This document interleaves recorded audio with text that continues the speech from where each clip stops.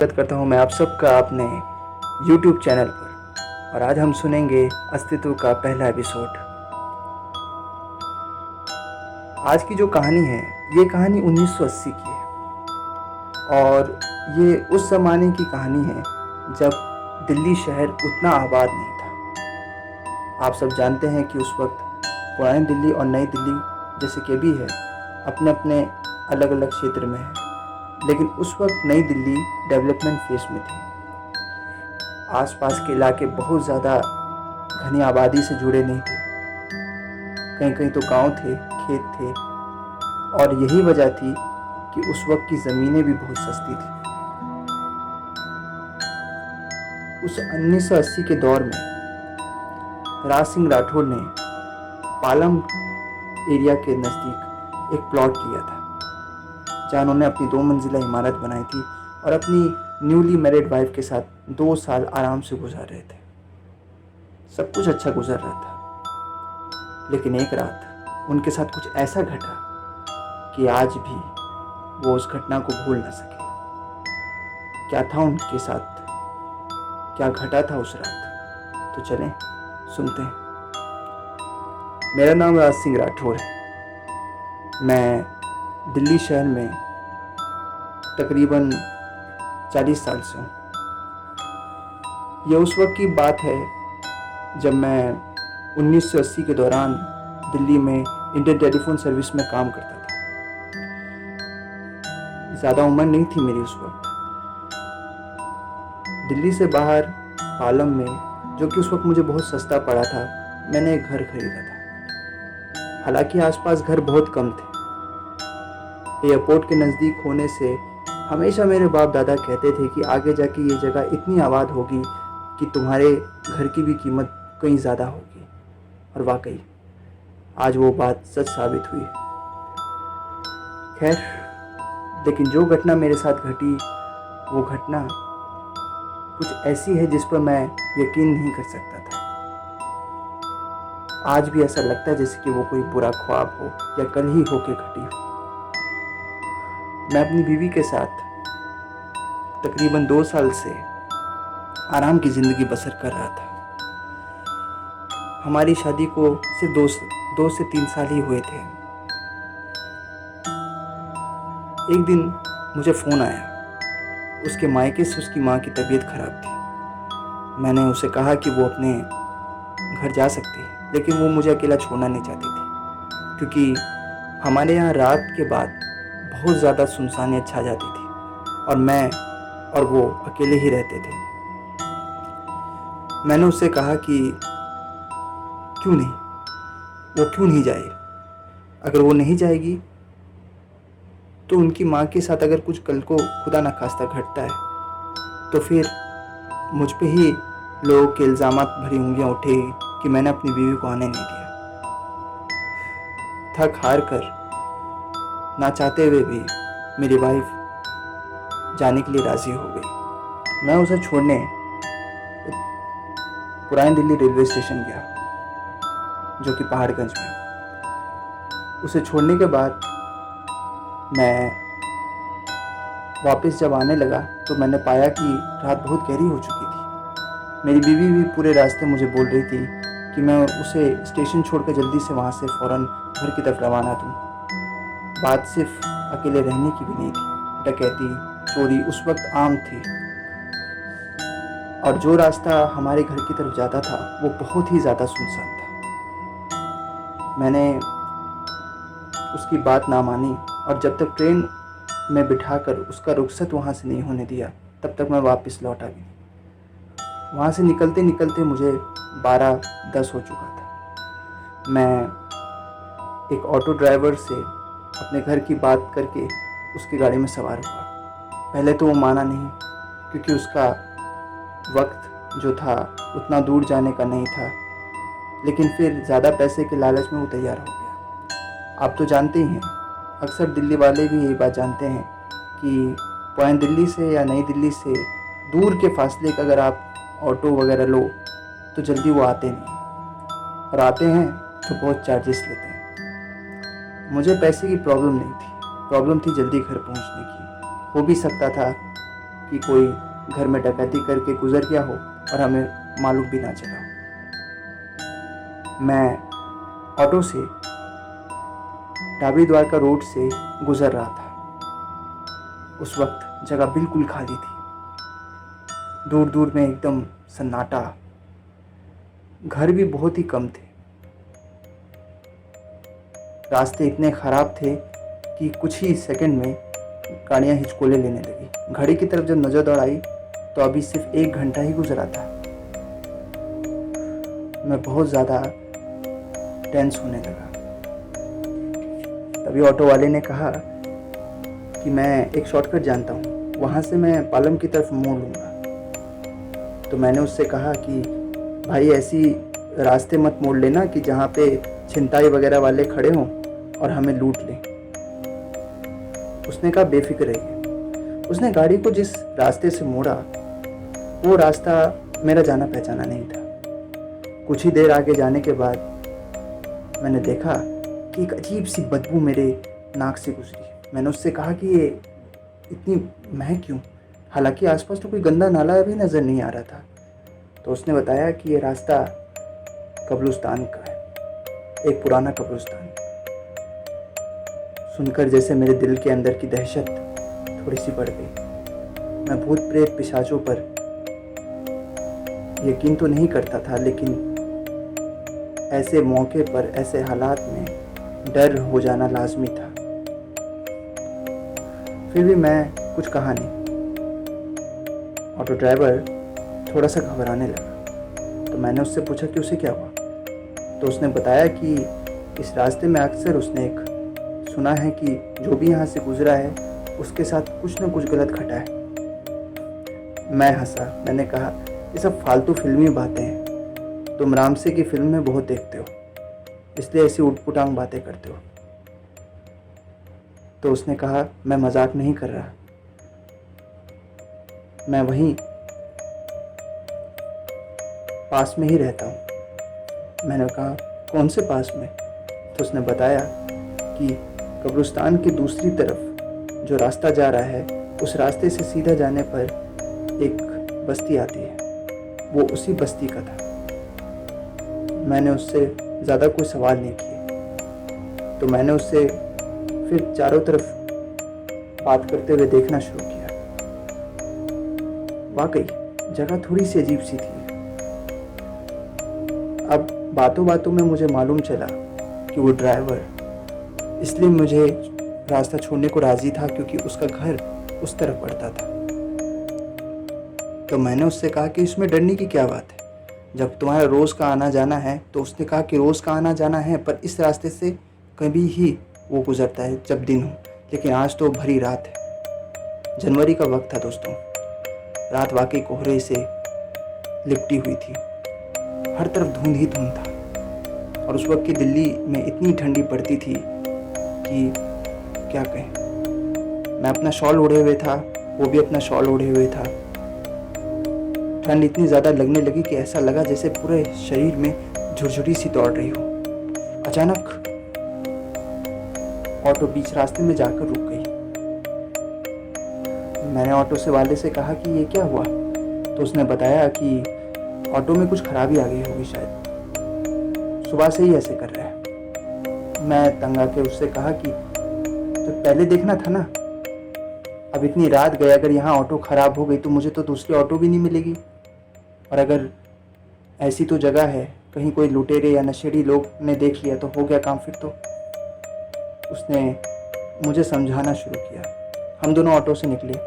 वो ऑटो ठीक करने में लग गया, मैं चारों तरफ देखने लगा। फिलहाल ऐसा था कि उस वक्त टॉर्च मेरे जेब में थी। मैंने अपना 8 साल वाला टॉर्च जलाया और चारों तरफ नजरें फेरी। वाकई वो जगह बहुत ही सुनसान थी। अचानक मुझे एक हवा सी लगी, एक ऐसी हवा जो मुझे अजीब सी सिरहन मेरे पूरे बदन में दौड़ा दी। और उसी वक्त मुझे एक अजीब सी गंध अपने नाक में लगी, जैसे किसी अजीब सी मुर्दे की हो। मैं पीछे मुड़ के एकदम से देखा, लेकिन वहाँ कुछ नहीं था। मैं नाक में कपड़ा रखकर थोड़ा सा आगे बढ़ा कि आखिर ये बदबू आ कहाँ से रही थी। क्या कब्रिस्तान से किसी जंगली सियार ने लाश को बाहर निकाल फेंका था। जब मैं उस द्वार के पास आया तो मैंने देखा कि लोगों के द्वार बहुत ही पुराना था। वो अंदर जाने का फाटक था, कब्रिस्तान के अंदर जाने का। मैंने कभी वहाँ के बारे में सुना नहीं था। अक्सर कलीग से जो वहाँ आसपास रहते थे मेरी ही तरह, उनसे ही सुना था कि वहाँ एक कब्रिस्तान है, लेकिन कभी इस बारे में चर्चा नहीं हुआ कि वो कब्रिस्तान किसका था। उस वक्त वहाँ कोई नहीं था, बहुत ज़्यादा अंधेरा था। कब्रें तो दूर की बात, मुझे तो वहाँ लटके पेड़े भी दिखाई नहीं दे रही थी। हालांकि पेड़ों के घनेपन की वजह से ही शायद वहाँ और ज़्यादा अंधेरा था और कोहरे ने और ज़्यादा वहाँ पर धुंध पैदा कर रखी थी, जिस वजह से चारों तरफ एक अजीब सा डर का सन्नाटा भरा माहौल था। मैं वापस ऑटो के पास आया तो मैंने पाया कि ऑटो ड्राइवर गाड़ी ठीक करके उसे स्टार्ट कर रहा था। मैं हंसकर उसके ऑटो में सवार होते हुए कहा, मुझे अकेले छोड़ने का इरादा था क्या? तो ऑटो ड्राइवर ने कोई जवाब नहीं दिया। अभी तो हंसता खेलता मुझसे बात करता ड्राइवर एकाएक चुप क्यों हो गया था, मेरी कुछ समझ नहीं आया। ऑटो चलने लगी। अचानक से मुझे ऐसा लगा जैसे कोई था। मैंने पीछे मुड़कर देखा तो आसपास उन दीवारों के, उन कब्रिस्तान की दीवारों के कोई नहीं। चारों तरफ धुंध। हम कब्रिस्तान का घेरा काटते हुए दूसरी तरफ के रास्ते की ओर बढ़ गए। वो रास्ता थोड़ा सा ठीक था। कुछ देर बाद फिर हमारी ये गाड़ी उस मेन रोड पर आ गई जहाँ पे बाकी गाड़ियों को देखी तो थोड़ी दिल में जान में जान आई। इस वक्त मैंने ऑटो वाले की तरफ जब उसके मिरर पर देखा तो देखा कि वो चुपचाप सुर्ख निगाहों से सामने की तरफ देखते हुए सिर्फ ऑटो चला रहा था।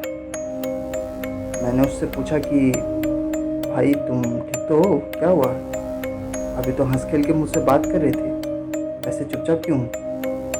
क्या वो डर लग गया क्या, या कुछ देख लिया? उसने कोई जवाब नहीं दिया। मेरी भी समझ में नहीं आया कि आखिर उसे हुआ क्या था। मैं अपने में ही मगन अपनी बीवी के बारे में सोचता हुआ चारों तरफ के कोहरों को देख रहा था। आधे घंटे बाद हमारी गाड़ी मेरे घर पर आकर रुकी। मैं गाड़ी से उतरा और उसे पैसा अदा करने लगा तो देखता हूँ कि उसने मुझसे 1 रुपया भी ज़्यादा नहीं लिया। मैं हैरान कि जो बंदा मुझसे 15 मिनट तक रेलवे स्टेशन में हुज्जत करता रहा, वही बंदा अभी कम पैसे देने से इनकार नहीं बल्कि उसे लेकर उसने ऑटो को बिना कुछ मुझे कहे यू टर्न मारते हुए वहाँ से मोड़ लिया। मेरी हैरानी का ठिकाना नहीं था। मुझे वो बंदा कुछ पागल सा लगा। हो सकता था शायद उसका दिमाग खराब हो।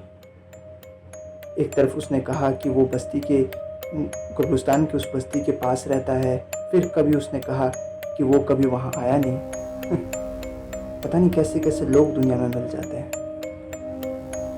मुझे तो वो बंदा कुछ पागल सा ही लगा। मैं बिना उसे कुछ कहे उसकी ऑटो की तरफ बिना नज़र दौड़ाए वापस अपने घर की तरफ आया तो पाया कि मेरा घर में बदस्तूर जैसा मैंने छोड़ा था घर को वैसे ही ताला लगा हुआ था। घर खोला, मैं घर में आया। रात बहुत ज़्यादा गहरी हो चुकी थी और कल मुझे ऑफिस भी जाना था। मैं उतनी ठंड में इधर उधर टहलता हुआ अपने कमरे की तरफ लौटा। जैसे ही मैंने आंखें बंद की तो मुझे एक अजीब सी घुटन सी लगी। ऐसा लगता था जैसे अकेले में मुझे नींद नहीं आने वाली। मैंने कमरे की रोशनियां जला दी और वैसे ही बिस्तर पर लेटा इधर उधर की बातें सोचने लगा। वक्त गुजर नहीं रहा था। कभी टेबल लैंप के पास खिड़की पर मुझे बाहर की स्ट्रीट लाइट की रोशनी में पेड़ लहराते हुए दिखते। ऐसा लगता था जैसे तूफान आने वाला था, और अब तूफान आना भी शुरू हो गया। कब मेरी आंखें भारी हुईं और कब मैंने टेबल लैम्प की लाइट्स ऑफ की, कमरे की लाइट्स ऑफ की और वापस सोने आ गया, मुझे मालूम भी नहीं चला। अगली सुबह जब मेरी नींद खुली तो मुझे एक अजीब सा महसूस हुआ, क्योंकि मैं घर पर अकेला नहीं था। मैं जब अपने बिस्तर से उठा तो मैंने पाया कि मेरे किचन में कोई था। मैंने वक्त की तरफ निगाह दौड़ाई। सुबह 7 बजे थे। मैं बाहर निकला। उस वक्त भी रोशनी उतनी फीकी फीकी थी, क्योंकि सर्दी का वक्त था, बादल घिरे हुए थे। मैं फिर जब किचन में पहुंचा तो मैंने पाया कि मेरी बीवी सामने खड़ी थी और तमाम प्लेट्स को साफ कर रही थी। मैं कुछ समझ नहीं पाया। मैं उसके करीब गया और मैंने उससे पूछा, अरे रोशनी, तुम यहाँ पर? उसने एक बार मेरी तरफ निगाह दौड़ाई और मुस्कुरा के कहा, अरे तुम उठ गए? अरे मैं तो उठ गया, लेकिन तुम्हें तो मैं ट्रेन में बिठा के आया था यार। तुम एकदम से मेरे घर कब पहुंची तुम? और ये सब क्या है? तुम्हारी माँ तो बीमार थी ना, मैं तो तुम्हें गाड़ी में बिठा के आया था, तुम एकदम से यहाँ? बस बस, उसने मुझे इशारा करते हुए रिलैक्स होने का। मैं कुछ समझ नहीं पा रहा था, आखिर वो एकदम से वापस घर कैसे पहुंच गई? तो उसने मुझे बताया कि उसका दिल बीच रास्ते में ही जाने को नहीं कर रहा था। वो दूसरे स्टेशन पे उतर गई और वहाँ पे उसने गाड़ी लेकर वापस दिल्ली शहर की गाड़ी पकड़ ली।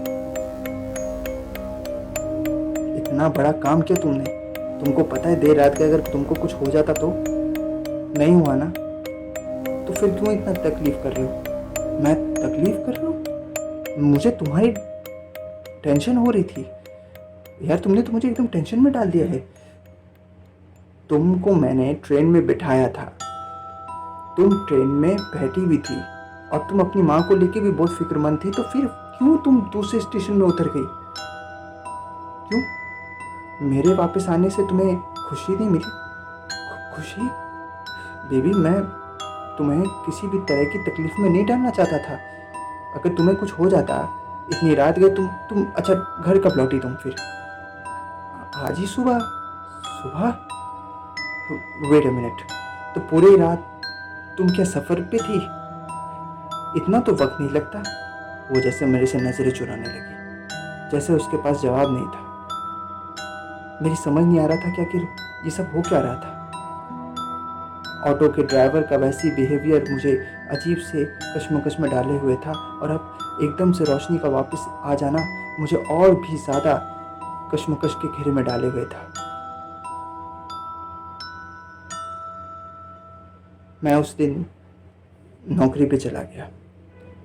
पूरे दिन मेरा काम पर मन नहीं लगा। जब शाम को वापस लौटा तो मुझे घर में लाइट्स ऑफ मिली। मैं वापस घर में जब लौटा तो देखा कि चारों तरफ अंधेरा। रोशनी, रोशनी। मैंने रोशनी को आवाज़ दी, लेकिन रोशनी ने कहीं से भी कोई भी आवाज़ मुझे नहीं लगाई। मैं उसे चारों तरफ ढूंढने लगा, वो कहीं नहीं थी। अचानक कहाँ गायब हो गई? मैं और ज़्यादा टेंशन में आ गया। रोशनी, मैं ऊपर पहुँचा। ऊपर के भी रूम्स बंद पड़े थे। फिर मैं नीचे आया, अपने बेडरूम में भी पहुँचा, लेकिन वहाँ भी कोई नहीं था। रोशनी, रोशनी, मैं कहते कहते अभी मुड़कर किचन की तरफ जा ही रहा था कि मैंने पाया कि हमारा जो पुराना कोने का स्टोर रूम है वो बंद पड़ा था। वहाँ एक रोशनी सी जल रही, दिए की रोशनी। मैं तुरंत वहाँ पहुँचा। दरवाज़ा अध खुला सा था। मैंने दरवाजे को हल्का सा धक्का दिया तो अंधेरे में मुझे जलता एक दिया दिखा, और ठीक दिया के पास रोशनी बैठी हुई। मैं एकदम डर गया। रोशनी, तुम यहाँ क्यों बैठी हुई हो? हाँ, जैसे रोशनी नींद से जागी हो। मैं यहाँ कैसे आई? हाँ, वो मैं स्टोर रूम सफाई कर रही थी। ठीक है, स्टोर रूम सफाई कर रही थी तो तुम पूरे कमरे में अंधेरा क्यों करके रखी हो? पूरे घर में अंधेरा है, शाम का वक्त है।